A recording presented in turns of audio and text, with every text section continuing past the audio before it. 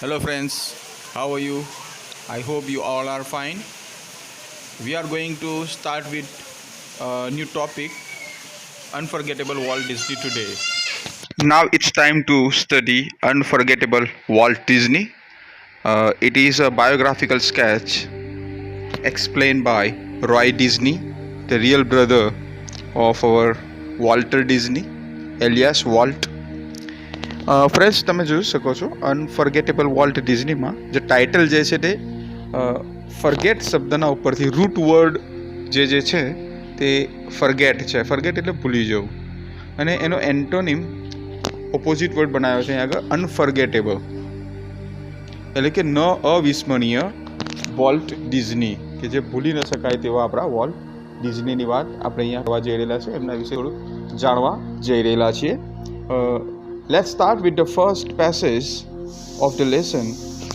My brother Walt is no more, yet his influence lingers like a living presence over the studio where he turned out the cartoons, nature films, and feature movies that made him known and loved around the world. First paragraph for friends જો personal pronoun my brother is start થયું છે means, અને my brother એટલે કે કોઈ ત્રીજી વ્યક્તિ વિશે વાત કરતા હોય એવું લાગે છે.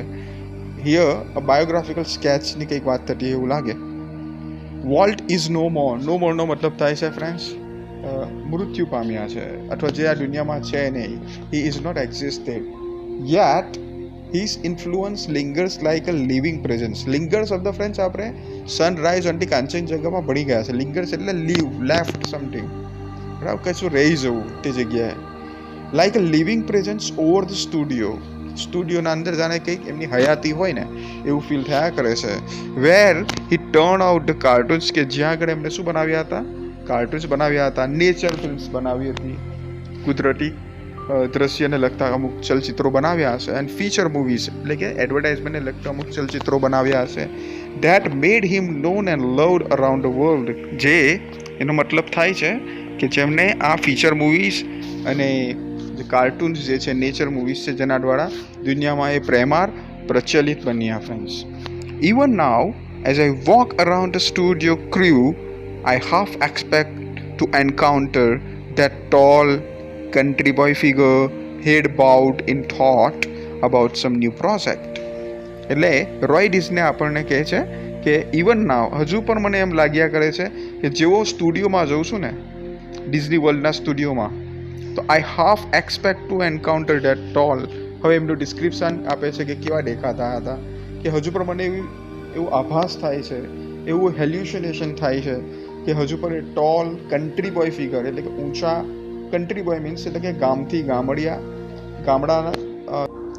ગામડાના છોકરા જેવો દેખાતા એ વોલ્ટ, અને ફિગરનો અહીંયા મતલબ થશે body friends. Head bound in thought about some new project, હંમેશા કંઈક ને કંઈક વિચારશીલ રહેતા વોલ્ટ. આગળ કહે છે આપણને Roy Disney, volt was so much the driving force behind all we did. જે કંઈ પણ અમે ડિઝનીલેન્ડમાં અથવા ડિઝનીના સ્ટુડિયોમાંથી અમે જે કંઈ પણ ક્રિએશન કર્યું છે ને, એની પાછળ ડ્રાઇવિંગ ફોર્સ એટલે કે અમને જે ચલિત કરનારું જે બર હતું ને, જે પેટ્રોલ હતું ને, તો એ વોલ્ટની ઇન્સ્પિરેશન હતી, વોલ્ટના પ્રિન્સિપલ્સ હતા એવું કહેવા માંગે છે અહીંયા. અને જે ઇન્સ્પિરેશન હતી ને, એ જે પ્રેરક બર હતું ને ફ્રેન્ડ્સ, ડ્રાઇવિંગ ફોર્સ, એ ક્યાંથી ક્યાં સુધીનું હતું? From making movies to building Disneyland. ચલચિત્રો બનાવવાથી લઈને, મૂવીઝ બનાવવાથી લઈને, ફિલ્મો બનાવવાથી લઈને, ડિઝનીલેન્ડ જે આખું ઊભું થયું છે ને અમેરિકામાં, ત્યાં સુધીનું. અને ત્યાર પછી પણ હું તો કહું છું કે ત્યાર પછી પણ એમનો ડ્રાઇવિંગ ફોર્સ આ લોકોના ક્રૂ મેમ્બર્સના અંદર, દરેક સભ્ય ના અંદર એમનો રહેલો છે ડ્રાઇવિંગ ફોર્સ, પ્રેરક બર રહેલો છે.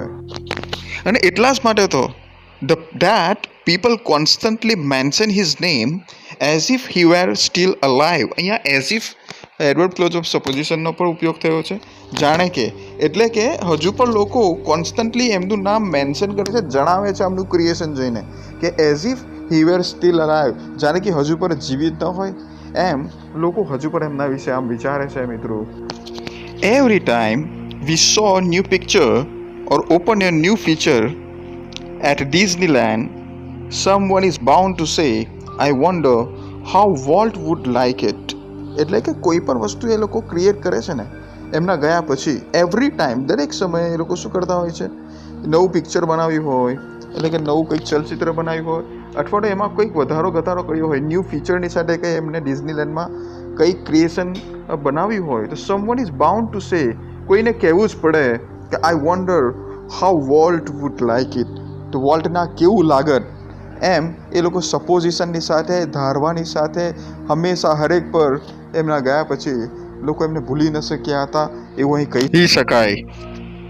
And when this happens I personally realise that it was something he himself had plan.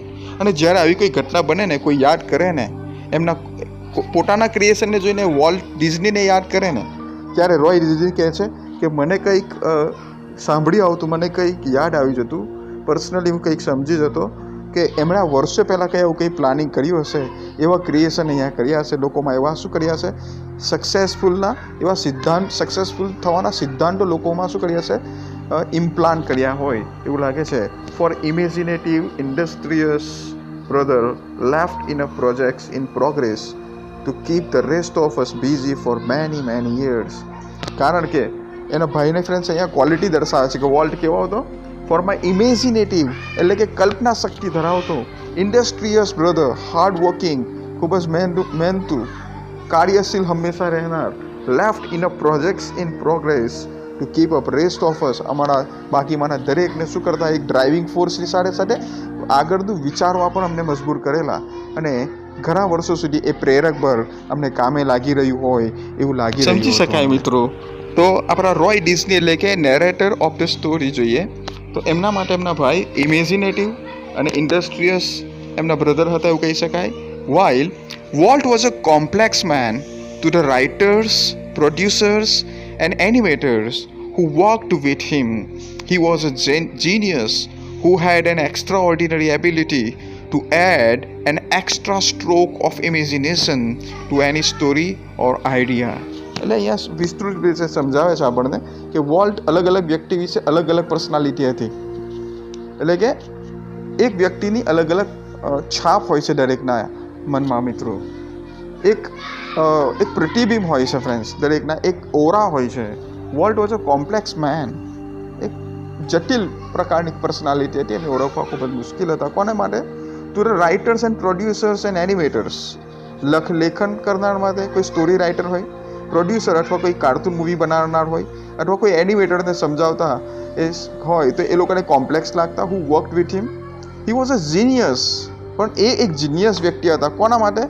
who had an extraordinary ability to add an extra stroke of imagination, કે જે લોકો એક્સ્ટ્રા ઓર્ડિનરી હોય, કંઈક વિશેષ કામ કરવા માંગતા હોય એ લોકો માટે અને જે લોકો એના ઇમેજિનેશનમાં કંઈક એડ કરવા માંગતા હોય એના માટે તો એક જીનિયસ કહી શકાય.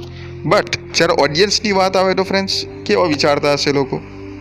To the millions of people who watched his TV show, he was a warm, kindly personality, bringing fun and pleasure into their homes. Means લાખો કરોડો લોકો જે ડિઝની શો જોતા, ટીવી શો જોતા હતા એમનો, તો એમના માટે આપણા વોલ્ટ ડિઝની કેવા હતા? વોર્મ એટલે હુંફારા, પ્રેમાળ, કાઇન્ડલી પર્સનાલિટી એટલે કે ખૂબ જ ડાયા પ્રમાણે, સુદબુદ્ધિવાળા, bringing fun and pleasure into their homes, અને દરેક ઘરમાં હાહાના અવાજ આવે રાતના સમયે એટલે બહારથી જો કદાચ પસાર થતા હોય તો સમજી લેવાનું કે ઘરના અંદર શું ચાલી રહ્યું હશે? ડિઝની શો ચાલતો હશે. To the bankers who financed us, I am sure he seem like a wild man, hell bent for bankruptcy. એટલે બેન્કર્સ કે જે લોકો લોન અમને પૂરી પાડતા હતા એમના માટે તો આપણા વોલ્ટ ડિઝની કેવા હતા? I am sure he seemed like a wild man, એક જંગલી પ્રકારના, એક સેવેજ પ્રકારના વ્યક્તિ હતા. કારણ કે he was hell bent for bankruptcy. Hell bent એટલે કે સ્ટબોર્ન, કડક સ્વભાવના, એટલે કે રૂઢિચુસ્ત પ્રકારના હતા. એટલે કે બેન્કરપ્સી કરવા માટે એ તત્પર હતા, પૈસા વહેલા ન ચૂકવે એવા હતા. To me he was my amazing kid brother, અને મારા માટે તો એક નાના બાળકની જેમ જ હતા. Full of impractical dreams, that he made come true. કારણ કે જેણે ઇમેજિનેશનમાં જે વિચારેલું હતું ને એ કાર્ટૂનમાં ધારી દીધું હતું. એટલા માટે he was a kid for me because he has created impractical dreams into the reality. The apple orchard and weeping willows stand green and beautiful at our old farm where Walt sketched his first animals. અહીંયા જોઈએ Apple ઓર્ચાર્ડનો મતલબ નીકળે મિત્રો ફરોની વાડી. અહીંયા Apple Orchard છે એટલે કે સફરજનની વાડી એમની હશે. એન્ડ વીપિંગ વિલોઝ સ્ટેન્ડ ગ્રીન એટલે કે આ બંને અમે તમે જોઈ શકો તો વીપિંગ વિલોઝ એટલે એક પ્રકારનું શરબ પ્રકારની વેલ જે કે ગ્રીન જોવા મળે તમને. And beautiful at our old farm બંને કેવા લાગતા ખૂબ જ સુંદર દેખાતા હતા. અને where Walt sketched his first animals જ્યાં આગળ વોલ્ટે શું કર્યું પોતે એનિમેશનના કરતાં પહેલાં સ્કેચ કરવાનું શરૂ કર્યું હશે. અને એ શાના સ્કેચ બનાવતા હતા એનિમલ્સના. આઈ recall how Walt and I would snuggle together in bed and hear the haunting whistle of a locomotive passing in the night. અને મને હજુ પણ ખબર છે આઈ રિકોલ એટલે યાદ છે હજુ પણ મને સારી રીતે. રોય ડિઝની એમ કહે છે આપણને how Walt and I would snuggle together in the bed એટલે કે હું અને વોલ્ટ શું કરતા સ્નગલ એકબીજાને કડલ કરતા એકબીજાના અંદર ભરાઈ જતા.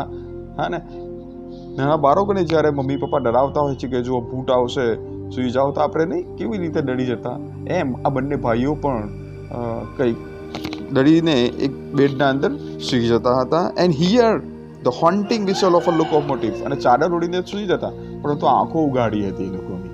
અને શું સાંભળતા એ લોકો વિસલ ઓફ અ લોકોમોટિવ સિસોટી અથવા તો સીટી સાંભળતા હોર્ન સાંભળતા. અ લોકોમોટિવનો મતલબ થશે અહીંયા એન્જિન ટ્રેનના જે એન્જિન આવે ને એમના જે પાસિંગ ઇન ધ નાઇટ એમના ઘર પાસે આવો ટ્રેક પસાર થતો હશે તો ત્યાં આવું કંઈક હોન્ટિંગ સાઉન્ડ હોન્ટિંગ એટલે ડરાવી દેનાર ભૂતનો આપણને શું અહેસાસ કરાવનાર એવો sound સંભળાતો.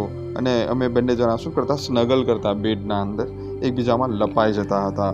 Hour uncle Mike was an engineer and he would blow his whistle. અને અમારા જે અંકલ જે છે તે આ લોકોમોટિવના શું હતા એન્જિનિયર હતા. And he would blow his whistle one long and two short. આ એક સિમ્બોલિક લેંગ્વેજ હતી અમારામાં કે શું કરતા એક લાંબી સિસોટી વગાડતા અને બીજી 2 વાર વગાડતા એટલે એમને ખબર પડી જાય કે અંકલ માઇક અહીંયાથી પસાર થઈ રહ્યા છે. અને આવું કેમ કરતા અમારા માટે જ કરતા. વોલ્ટ નેવર લોસ્ટ હિઝ લવ ફોર ટ્રેન્સ. અને તમે જોશો ફ્રેન્ડ્સ ડિઝનીલેન્ડના કોઈ પણ ચિત્રમાં ટ્રેન એ બધાનું ધ્યાન આકર્ષિત કરનારું એક પરિબળ છે. અને વોલ્ટને પણ એમને એમાં પહેલેથી જ રસ પણ રહ્યો છે વોલ્ટને જોવામાં. Years later an old fashion train was one of the first attraction at Disneyland.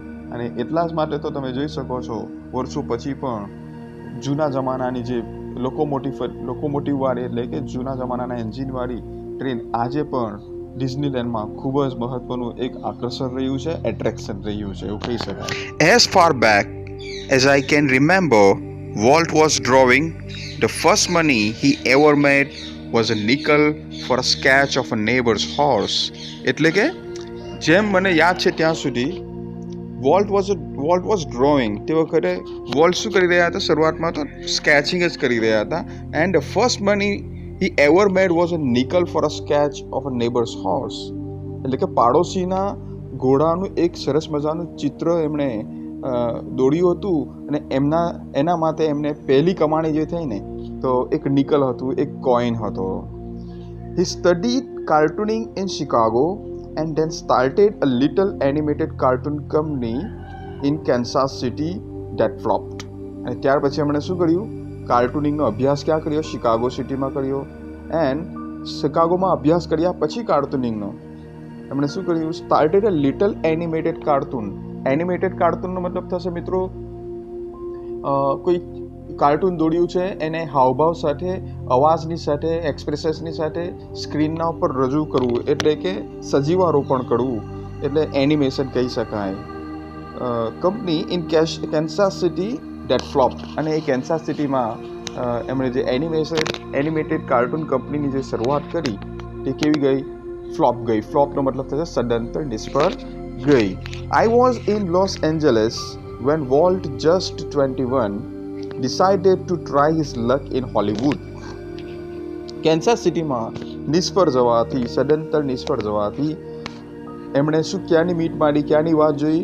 જ્યારે એ 21 વર્ષના હતા ત્યારે લોસ એન્જલસમાં જવાનો વિચાર કર્યું અને ક્યાં લક પોતાનું નસીબ અજમાવવાનું નક્કી કર્યું? હોલિવૂડમાં. કે જ્યારે અત્યારે તમે જુઓ છો કે દુનિયાની હોલિવૂડની મૂવીઝ ફ્રેન્ડ્સ આપણે જોઈ શકીએ છીએ કેટલું મોટું માર્કેટ છે. તો ત્યાં હાથ અજમાવવાનું શરૂ કર્યું. જેવી રીતે આપણા ઇન્ડિયામાં નાના નાના ગામડાઓમાંથી જે એક્ટર લોકો જે છે તે શું કરે છે? પોતાનું લક અજમાવવા માટે ક્યાં જાય છે? મુંબઈમાં જાય છે, બોલિવૂડમાં જતા હોય છે. I met him at the station. તો તે વખતે આપણા રોય ડિઝની, વોલ્ટ ડિઝનીને ક્યાં મળ્યા? સ્ટેશન પર મળ્યા. He was carrying a cheap suitcase that contained all of his belongings. અને એક જ સુટકેસ લઈને એ ત્યાં મને જોવા મળ્યા સ્ટેશનના ઉપર. તો એના અંદર શું હતું? સુટકેસમાં બધું જ એમની ઘરવખરી હતી અને લાઈફ લિવિંગ થિંગ્સ હશે. ઇટ મીન્સ કે એ કેટલા સામાન્ય વ્યક્તિ હતા અને એમનું ડ્રીમ ફ્રેન્ડ્સ કમ ટ્રુ કરવા માટે કેવું સ્વપ્ન જોતા હતા? હોલિવૂડ જેવા જગ્યાએ જઈને પોતાનું લક અજમાવવું મિત્રો, ઇટ વોઝ વેરી ચેલેન્જિંગ. અને એક સામાન્ય વ્યક્તિ માટે, અને તે પણ ફ્રેન્ડ્સ વિચાર લો, એક ઇંગ્લિશમાં કહેવત છે ને કે અ વિલ ફાઇન્ડ અ વે, એટલે કે મન હોય તો માળવે જવાય, એ પ્રકારની ઈચ્છા હતી. તો આપણે પણ અહીંયાથી એક સંદેશો લેવાની જરૂર છે કે આપણે પણ ગમે તેટલા સામાન્ય હોઈએ પણ આપણા ડ્રીમ્સને, આપણા એમ્સને તો હંમેશા આપણે અચીવ કરવા માટે હાઈ એમ જ રાખવો પડશે. We borrowed $500 from an uncle and Walt started a cartoon series called Alice in Cartoonland. એટલે કે અમે પછી શું કર્યું? વી બોરોડ એટલે ઉછીનું લાવવું. એનો વિરુદ્ધાર્થી શબ્દ છે લેન્ડ, LEND, એટલે કોઈને ઉછીનું આપવું. તો અમે ઉછીના પૈસા લાવ્યા એક અંકલ પાસેથી. કેટલા લાવ્યા? $500, $500 લાવ્યા. And volt started a cartoon series. અને વોલ્ટે એક શું કરી? કાર્ટૂન સિરીઝ સ્ટાર્ટ કરી. અને એ કાર્ટૂન સિરીઝ એટલે સિરિયલ આપણે કહી શકીએ, Alice in Cartoonland. Actually it was a story of Alice in Wonderland. અને એ પાછળથી નામ ચેન્જ કરવામાં આવ્યું, કાર્ટૂનલેન્ડમાં એનું નામ ચેન્જ કરવામાં આવ્યું. It was a tough going. અમારા માટે ખૂબ જ કપડાં ચઢાણ હતા તે વખતે, પૈસા ન હતા. અને પૈસા ન હોય મિત્રો તો આજે પણ જોઈ શકીએ છીએ કેટલી કપરી પરિસ્થિતિમાં આપણે મુકાઈ જતા હોઈએ છીએ. આ લોકોના ડ્રીમ્સ ઊંચા હતા અને પૈસા પણ ન હતા. Volt did all the animation and I cranked the old fashioned camera. Volt animation draw કરતા, એનિમેશન કાર્ટૂન ડ્રો કરતા, અને જ્યારે મેં શું કરતો? આપણા Roy Disney crank the old fashion camera. એમની પાસે એક જૂનો કેમેરો હશે, એનાથી ક્રેન્ક કરવું એટલે સ્ટાર્ટ કરવું, કેમેરાને શરૂ કરતા. અને એ લોકો ફિલ્મ આ રીતે બનાવતા હતા, કાર્ટૂન મૂવીઝ બનાવતા હતા. આ બંને ભાઈઓ જાતે કામ કરતા ફ્રેન્ડ્સ, કોઈ કામદારને કામે ન રાખતા હતા, કારણ કે એટલી એમની પાસે ફેસિલિટીઝ ન હતી. ઇકોનોમિકલી એ લોકો સાઉન્ડ પણ ન હતા. The Alice cartoons didn't make much of a splash. જ્યારે એલિસ કાર્ટૂન અમે બનાવ્યું તો એણે કંઈક બહુ ઓલ્ડ શું હતું ફ્રેન્ડ્સ, બહુ સ્પ્લેશ ન એ કર્યું, એટલે કે એણે બહુ છાપ શ્રોતાઓના ઉપર બહુ ન છોડી, એટલે બહુ ન ચાલ્યું. એટલે આ લોકોએ શું કર્યું? So Walt started a new series call Oswald the rabbit. એટલે આ લોકોએ એલિસ ઇન કાર્ટૂનલેન્ડ સક્સેસફુલ ન જવાના કારણે, બહુ ન ચાલવા જવાના કારણે, બહુ ચાલ્યું ન હોવાના કારણે ઓસ્વાલ્ડ ધ રેબિટ નામની નવી સિરીઝ શરૂઆત કરી. ઓસ્વાલ્ડ ડીડ બેટર. ઓસ્વાલ્ડે સારું પણ કર્યું, સારું ચાલ્યું પણ ખરું, but Edward close of contrast. But when Walt went to our New York distributor for more money, he ran into trouble. પરંતુ જ્યારે જેવા વોલ્ટ ગયા ને અમારા ડિસ્ટ્રીબ્યુટર પાસે પૈસાની જરૂર હશે ઓસ્વાલ્ડ રેબિટને આગળ વધારવા માટે, તો પેલા ડિસ્ટ્રીબ્યુટરે શું કર્યું હશે? Money he rain into trouble.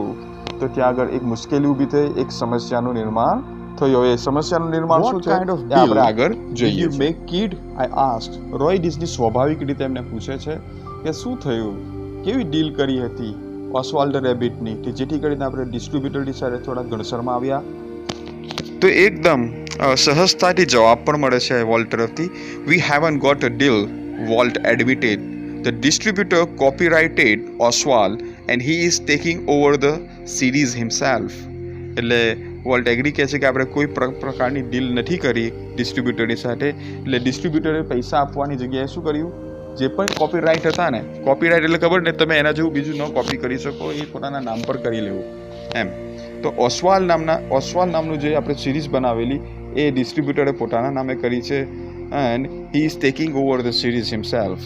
સ્ટ્રેન્જલી Walt did not seem down hearted. પણ અહીંયા જોવા જઈએ તો જરા પણ વોલ્ટને દુઃખ પણ ન થયું, ડાઉન હાર્ટેડ પણ ન થયા. વી are going to start a new series. એટલે હવે અમે નક્કી કર્યું કે આપણે, એમણે જ કહ્યું, વોલ્ટે જ કહ્યું કે we are going to start a new series. He enthused, મને હિંમત આપતા કહ્યું. વિચારી લો ફ્રેન્ડ્સ, આપણે પોતે નિષ્ફળ ગયા હોય અને આપણી સાથે સાથે બીજાને પણ દુઃખ થયું હોય અને પોતે સાંત્વન બીજાને આપવું એ બહુ મોટી વાત છે. તો અહીંયા પણ કહે છે એના ભાઈ રોય ડિઝનીને સંતોષ આપતા કહે છે, સાંત્વન આપતા કહે છે કે તું ચિંતા ન કરીશ, we are going to start a new series. It's about a mouse and this time we will own the mouse. અને આ વખતે આપણે એક ઉંદર પર બનાવવાના છે એક ચલચિત્ર, એક કાર્ટૂન મૂવી કે જે આપણા પોતાના કોપીરાઇટથી બનશે, એટલે ચિંતાનો કોઈ વિષય નહીં રહે. હવે બાકીનો જે ક્રમશઃ ભાગ છે મિત્રો, એ આપણે નેક્સ્ટ પાર્ટમાં જોઈશું. ખૂબ જ રસપ્રદ વાત છે, કેવી રીતે સક્સેસફુલ બન્યા છે પોતાની આ સામાન્ય જિંદગીમાંથી, એક સિમ્પલ લિવિંગ હેપનિંગમાંથી કેવી રીતે સક્સેસફુલ બન્યા છે, આખા વર્લ્ડમાં અંદર કાર્ટૂન ક્ષેત્રે છવાઈ ગયા છે, એ આવનારા આપણે એક બીજા પાર્ટમાં આપણે જોઈશું. તો મિત્રો સબસ્ક્રાઈબ કરજો, શેર કરજો ચેનલને, લાઇક કરજો, કોમેન્ટ કરજો, અને પછી આપણે આગળ વધારે સમજીશું ફ્રેન્ડ્સ. Thank you.